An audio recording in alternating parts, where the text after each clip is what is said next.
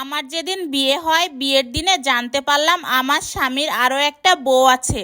আমি আমার চাচা চাচির কাছে বড় হয়েছি। আমার চাচি আমাকে বিয়ে দিতে পারলেই বাঁচে, তাই হঠাৎ দেখতে এসে বিয়ে দিয়ে দেয়। বিয়ের সময় আমার স্বামীর বয়স ছিল ৩৯ বছর আর আমার বয়স ছিল মাত্র ১৮ বছর। বিয়ে করে স্বামীর বাড়িতে যেয়ে জানলাম আমার স্বামীর আরো একটা বউ আছে। বউ থাকার পর কেন আমাকে বিয়ে করলো এটা জানতে চাওয়ায় আমার স্বামী আমাকে বলল, বড় বউয়ের কোনো বাচ্চা হয় না, তাই তোমাকে বিয়ে করা। পরের দিন সকালবেলায় আমার শ্বশুর শাশুড়ি ননদ সবাই আমাকে বলল ১ মাস পরেই যেন সুখবর পায়। আমার শাশুড়ি ননদ আমাকে ডেকে বলল, ওই বড় বউয়ের ঘরে কখনো যাবা না, ও একটা অপয়া, ও কোনো বাচ্চা দিতে পারে না, ওর কাছে গেলে তোমারও সমস্যা হবে, কখনো যাতে দেখি না ওর ঘরে যেতে। এতক্ষণে বুঝতে পারলাম বাড়ির সবাই কেন বড় বউয়ের সাথে এত খারাপ ব্যবহার করছে। বেচারি না পারে কিছু বলতে, না পারে কিছু সহ্য করতে। আমার স্বামীর একটা বড় বউ আছে এটা জানার পর আমার হিংসে হওয়ার কথা, কিন্তু বিশ্বাস করেন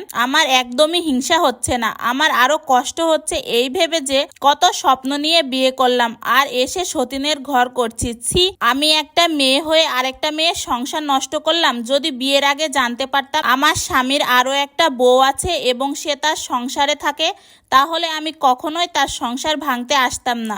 যেহেতু ছোটবেলা থেকে বাবা মা ছিল না, চাচা চাচির কাছেই মানুষ হয়েছি। চাচা চাচি আমাকে বাসা থেকে বের করতে পারলেই বাঁচে। আমাকে দেখতে আসার সাথে সাথেই আমার চাচি রাজি হয়ে যায়। ছেলে কি করে, তার পরিচয় কি, এটা না জেনে আমাকে তার সাথে বিয়ে দিয়ে দেয়। বিয়ে হওয়ার ১ বছর পর চেষ্টা করেছি আমাদের বাচ্চা নেওয়ার, কিন্তু কিছুতেই আমার বাচ্চা হচ্ছিল না। এরপর কিন্তু আমরা ডাক্তারের কাছে ডাক্তারও দেখিয়েছি। অনেক ডাক্তার দেখানোর পর ডাক্তার বলে বউয়ের কোনো সমস্যা নেই, কিন্তু শ্বশুরবাড়ির সবাই আমাকে দোষ দিচ্ছে। এরপর আমি তাদের অনেক বুঝিয়েছি সমস্যাটা হয়তো বা আমার না, সমস্যাটা আপনাদের ছেলের। এই কথা বলাতে আমার স্বামী আমাকে গায়ে হাত তুললো এবং সবাই অনেক বকাবকি শুরু করলো।